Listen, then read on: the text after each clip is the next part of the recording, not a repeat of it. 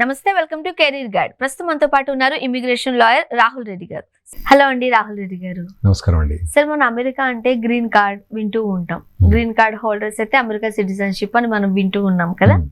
ఈ మధ్య కాలంలో ఈ బర్త్ రైట్ సిటిజన్షిప్ కూడా మనం వింటున్నాం, తెలుసు. అక్కడ ఎవరైతే పిల్లలు పుట్టారో వాళ్ళందరికీ అమెరికన్ సిటిజన్స్ అని అంటున్నారు. ఒకసారి ఎక్స్ప్లెయిన్ చేస్తారా బర్త్ రైట్ సిటిజన్షిప్ అంటే ఏంటి అని? యుఎస్ కాన్స్టిట్యూషన్ ప్రకారం ఏంటంటే అమెరికా గడ్డ మీద ఎవరు పుట్టినా కూడా వాళ్ళందరూ కూడా సిటిజన్షిప్ ఇస్తారు. అక్కడ వాళ్ళందరూ అమెరికన్ సిటిజన్స్. ఒక చిన్న ఎగ్జాంప్షన్ ఏముంటుందంటే ఈ అంబాసిడర్స్ ఉంటారు కదండి, వాళ్ళకంటే ఇప్పుడు ఇండియన్ అంబాసిడర్ కానివ్వండి, తర్వాత పాకిస్తాన్ అంబాసిడర్ కానీ వాళ్ళ పిల్లలకు మాత్రం సిటిజన్షిప్ ఇవ్వరు.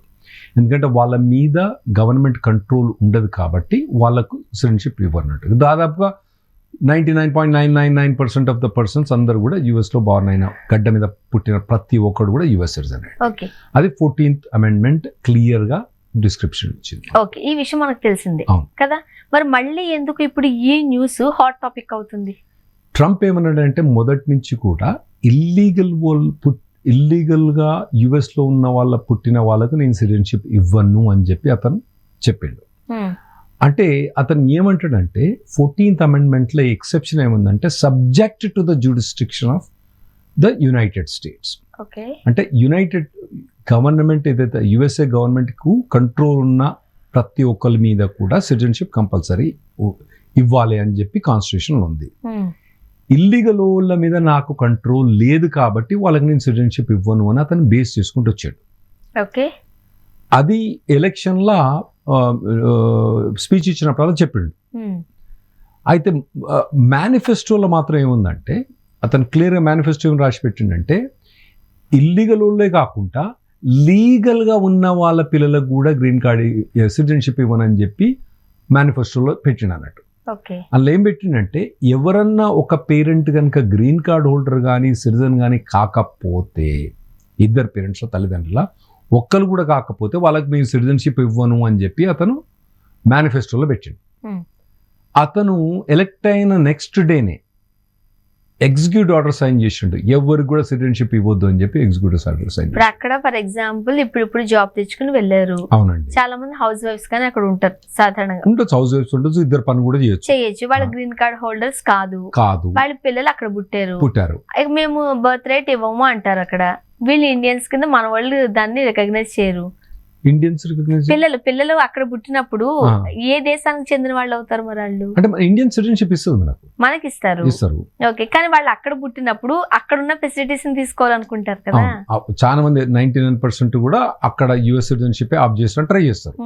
అయితే ఇప్పుడు కొత్తగా executive order January 2025 executive order వచ్చినప్పుడు ఏంటంటే ఫ్రమ్ February of 2025 ఎవరైతే పుట్టిన వాళ్ళు ఉన్నారో వాళ్ళు ఎవరు కూడా యుఎస్ సిటిజన్స్ కారు అన్లెస్ వాళ్ళ పేరెంట్స్ ఎవరైనా గ్రీన్ కార్డ్ హోల్డర్ అని చెప్పింది.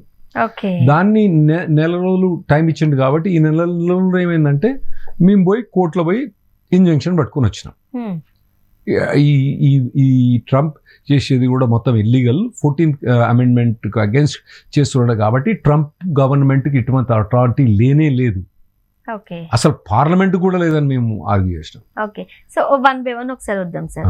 14th అమెండ్మెంట్ అసలు ఏం చెప్తుంది, దాని ఇంపార్టెన్స్ ఏంటి? 14th అమెండ్మెంట్ అంటే మొదలు తీసుకొచ్చింది ఏంటంటే అక్కడ స్లేవ్స్ ఉండే అండి, నల్ల బ్లాక్ పీపుల్ అక్కడ స్లేవ్స్ ఉండే, వాటిని అబాలిష్ చేసిండ్రు. అఫ్ కోర్స్ మనకు తెలుసు కదా, యుఎస్ వాజ్ అ పాయినియర్, అబాలిష్ చేసి అప్పుడు అక్కడ యుఎస్లో సివిల్ వార్ అయింది అన్నట్టు between north and south. Civil war, north వాళ్ళందరూ కూడా ఇటువంటి మన వాళ్ళ క్రిస్టియన్ రూల్ ప్రకారం ఇటువంటి స్లేవ్ అన్నది ఉండకూడదు, ఎవరు ఉండదు అని చెప్పి వాళ్ళు అప్పుడు ఏం చేసినంటే 14th అమెండ్మెంట్ పట్టుకొచ్చిండ్రు. ఏమని పట్టుకొచ్చిందంటే ఈ గడ్డ మీద పుట్టిన ప్రతి ఒక్కరు కూడా వాళ్ళకు యుఎస్ సిటిజన్షిప్ ఇవ్వాలి, దానికి ఆప్షన్ లేదు అని చెప్పి వాళ్ళకు 14th అమెండ్మెంట్ తీసుకొచ్చి మొత్తం కాన్స్టిట్యూషన్ అమెండ్ చేసినప్పుడు ఒక ఎక్సెప్షన్ ఏమి ఇచ్చిందంటే, అంటే ఎక్సెప్షన్ ఎందుకు ఇచ్చిండ్రు, దేనికి ఇచ్చిండ్రు అనేది ఇప్పుడు వీళ్ళు చేసే ఆర్గ్యుమెంట్. యుఎస్ గవర్నమెంట్కు ఏది కూడా జ్యూరిస్డిక్షన్ ఏదైతే వాళ్ళకు కంట్రోల్ ఉన్నదో వాళ్లకు మీరు సిటిజన్షిప్ ఇవ్వాలి. ఇప్పుడు ఒక ఎనిమీ కంబాటెంట్ అంటే ఫర్ ఎగ్జాంపుల్ ఇప్పుడు వేరే దేశస్తులు వచ్చి మా దేశాన్ని ఆక్యుపై చేసిండు అనుకోండి కొంత పార్ట్, ఎందుకంటే యుఎస్ఏ చాలా టెరిటరీస్ ఉన్నాయి, ఏదైనా టెరిటరీ ఆక్యుపై చేసి అక్కడ వాళ్ళ పిల్లలు పుట్టిన అనుకోండి వాళ్ళకు యుఎస్ సిటిజన్షిప్ ఇవ్వనక్కర్లేదు అన్న ఎక్సెప్షన్ వాళ్ళు అది క్రియేట్ చేసిన అన్నట్టు. ఓకే. అయితే ఇప్పుడు ట్రంప్ ఏమంటాడంటే ఈ ఇల్లీగల్ వాళ్ళ మీద నాకు కంట్రోల్ లేదు, నేను చెప్తే రాలే, నేను ఇన్వైట్ చేస్తే రాలే, నేను పొమ్మంటే పోతలేరు, కాబట్టి వీళ్ళ మీద నాకు కంట్రోల్ లేదు, కాబట్టి వీళ్ళ పిల్లలకు నేను సిటిజన్షిప్ ఇవ్వను అని చెప్పి అతను బేస్ చేస్తాడు. అయితే అక్కడ దాకా మంచిగా ఉందనుకుందాం ఒకవేళ ఆర్గ్యుమెంట్. నెక్స్ట్ ఏంటంటే వచ్చి H1B, F1, B1, B2, L1, L2, Q1 ఇవన్నీ వీసా వాళ్ళ పిల్లలకు కూడా ఇవ్వనని చెప్పేసి. ఎందుకంటే ఒక తల్లి కానీ తండ్రి కానీ గ్రీన్ కార్డ్ వాళ్ళు ఉండండి సిటిజన్షిప్ ఇవ్వను. అరే మరి నాయన ఇది ఎక్కడదరా నాయన అంటే దానికి ఒరిజినింగ్ ఇచ్చిందంటే వీళ్ళందరూ కూడా వేరే కంట్రీ ఒక సిటిజన్స్ కాబట్టి, అంటే ఇప్పుడు మన దగ్గర H1 మీద పోయిన వాళ్ళు మన వాళ్ళు ఇండియన్ పాస్పోర్ట్ ఉంటుంది కదా, మన దగ్గర ఇండియన్ పాస్పోర్ట్ ఉంటుంది కాబట్టి మా ఈ ఇండియన్ పాస్పోర్ట్ వాళ్ళ మీద నాకు కంట్రోల్ లేదు కాబట్టి నేను వాళ్ళకు కూడా ఇవ్వనని చెప్పి అతను ఎగ్జిక్యూటివ్ ఆర్డర్లు పాస్ చేసిండు. అఫ్ కోర్స్ వాటిని కంటెస్ట్ చేసి ఇప్పుడు సుప్రీంకోర్టు హియరింగ్కి వచ్చింది. సార్ ఇప్పుడు సుప్రీంకోర్టు హియరింగ్ వచ్చింది, ఎప్పుడు అది? సుప్రీంకోర్టు హియరింగ్ అన్నది ఇప్పుడే వచ్చిందండి, అంటే ఇప్పుడు నడుస్తుంది. అంటే ఇప్పుడు హియరింగ్ కన్నా మొదలు వాళ్ళు మొత్తం అన్ని సెట్ చేసుకోవాలంటూ ఏం పారామీటర్స్, తర్వాత రిటర్న్ ఆర్గ్యుమెంట్స్ ఏముంటాయి, ఎన్ని పారామీటర్స్ అన్ని సెట్ చేసుకొని ఈ ఆర్గ్యుమెంట్స్ నడుస్తున్నాయి ఇప్పుడు సుప్రీంకోర్టు ఏం డిసైడ్ అయ్యే అవకాశాలు ఉన్నాయంటారు? ఏం చెప్తారు అంటే ఒక్కొక్క లాయర్ నడితే ఒక్కో తిరిగి చెప్తారు. ట్రంప్ లాయర్ నడితే వాళ్ళు ఒక తిరిగి చెప్తారు, మేము మామూలు నడితే మేము ఒక చెప్తారు. అంటే నాకు తెలిసినంత మటుకైతే నేను అనుకుంటున్నా మిడిల్ గ్రౌండ్లో ఉండవచ్చునని నేను అనుకుంటాను. మిడిల్ గ్రౌండ్ ఏంటంటే ఇప్పుడు లీగల్గా ఉండే వాళ్ళకు గ్రీన్ కార్డ్ సిటిజన్షిప్ ఇవ్వచ్చు, ఇల్లీగల్గా ఉండే వాళ్ళకి సిటిజన్షిప్ ఇవ్వడేమో అని నేను అనుకుంటాను సుప్రీంకోర్టు. అయితే ఇలా ఒక్కొక్క లాయర్ ఒక్కో తింటారు. అమెరికన్ ఇమిగ్రేషన్ లాయర్స్ దాదాపుగా 15,000 మంది లాయర్లు, 20,000 మంది లాయర్లు ఉన్నారు. నేను కూడా ఒక మెంబర్ని.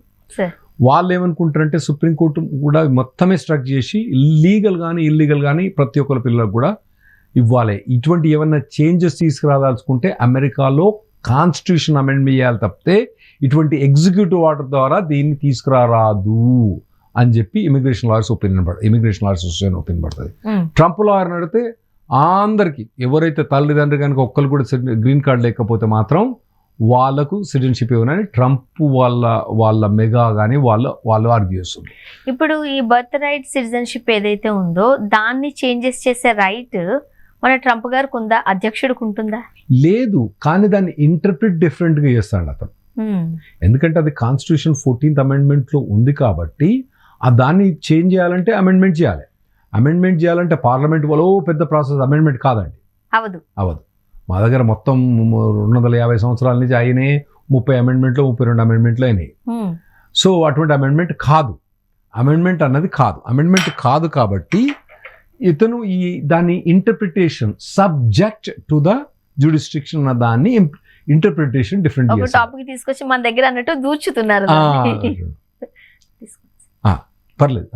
సో అదొకటి దాని కింద తీసుకుంటాడు. ఓకే, ఇప్పుడు నేషన్ వైడ్ ఇంజెక్షన్ అంటూ వింటున్నాం, అంటే ఏంటి సార్? ఇప్పుడు ఆల్రెడీ వచ్చేసింది.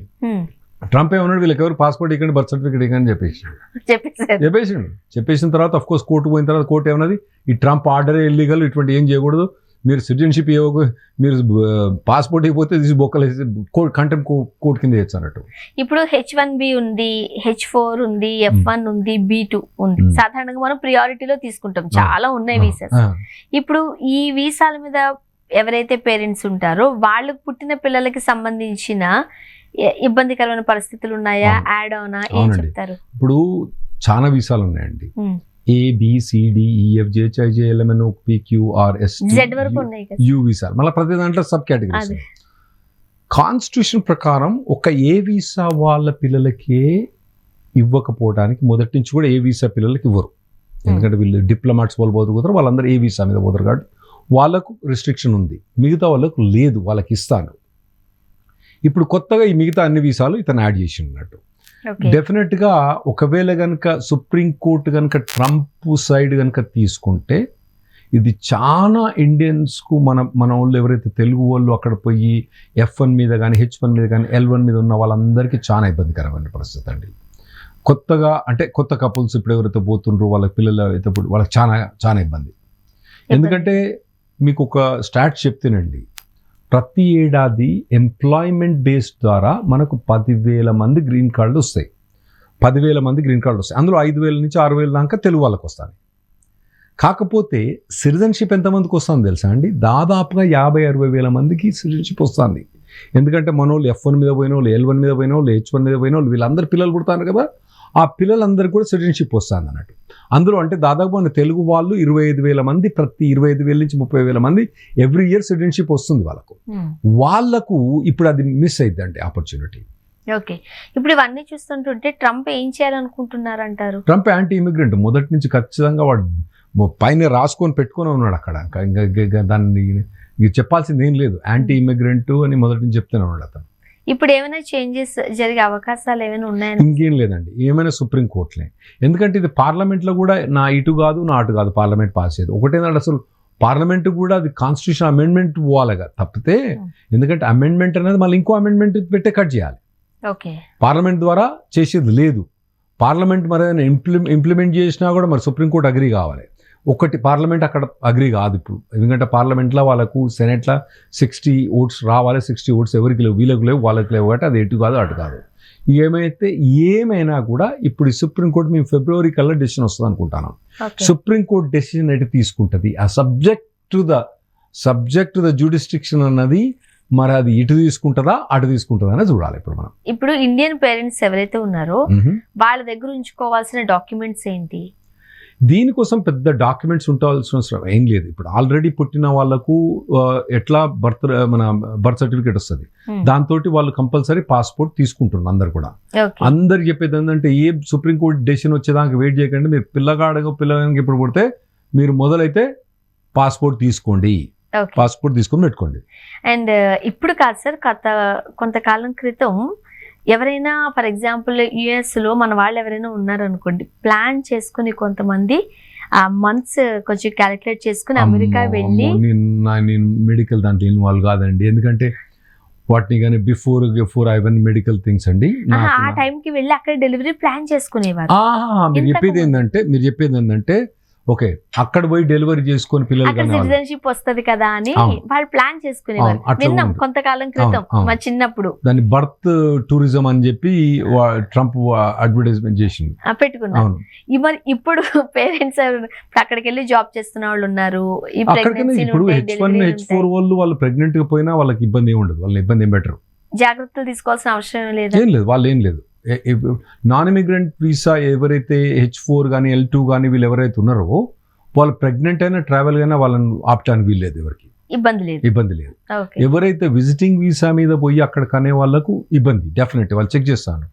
ఇన్ఫాక్ట్ మా కొలీగ్ ఒక ఆమె పూనా నుంచి ఆఫీస్ విజిట్ చేయడానికి వచ్చినప్పుడు ఆమె తీసుకుపోయి మొత్తం నేను ప్రెగ్నెంట్ కాదంటే ఆమె వాళ్ళు నమ్మకపోతే స్కాన్ చేయమన్నారు, చేసింది ఏం లేదు. సో ఎవ్రీథింగ్ అట్లా కూడా చేస్తుండ్రు వాళ్ళకి. ఇప్పుడైతే అది ఉంది. మీకు ఐడియా ఉంది సార్, నేను చెప్పింది అట్లా ప్లాన్ చేసుకునేవారు. అవును, కరెక్ట్ టైం పోయి అక్కడ పోయి డెలివరీ చేసుకొని రావాలని ప్లాన్ చేసుకునేవారు, నాకు తెలుసు కదా. సో ఇప్పుడు మరి అలా ఇబ్బంది పడాల్సిన అవసరం అయితే ఏమి, అంటే వాళ్ళు పోవద్దు ఖచ్చితంగా, అది ఇల్లీగల్ అయిపోతుంది. అట్లా పోదు, ఎంట్రీలో పోయి డీటైన్ చేసి 3 రోజులు జైలు పెట్టాక పంపిస్తారు. అటువంటి జాగ్రత్త పోవద్దు, అంతే.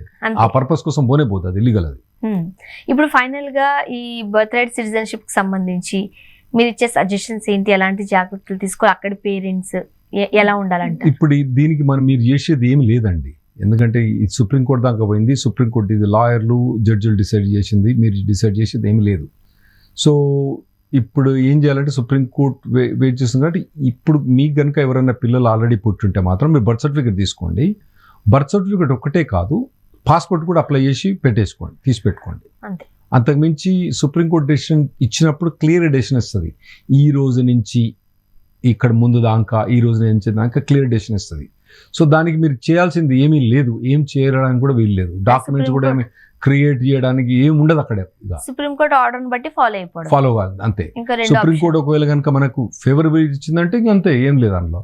ఒకవేళ అగేన్స్ట్ ఇస్తే మాత్రం ఏ డేట్ నుంచి అన్నది అది ఇస్తుంది. అప్పుడు సుప్రీంకోర్టు ఇచ్చినప్పుడు దాన్ని ఫాలో అవ్వాలి, అంతకుమించే ఉండదు. చూడాలి ఏం చెప్పబోతుంది, వెయిట్ చేయాల్సింది. ఈ ఫిబ్రవరి కల్లా మనకు తెలిసిపోద్ది ఏమన్నది. Thank you so much. Thanks అండి.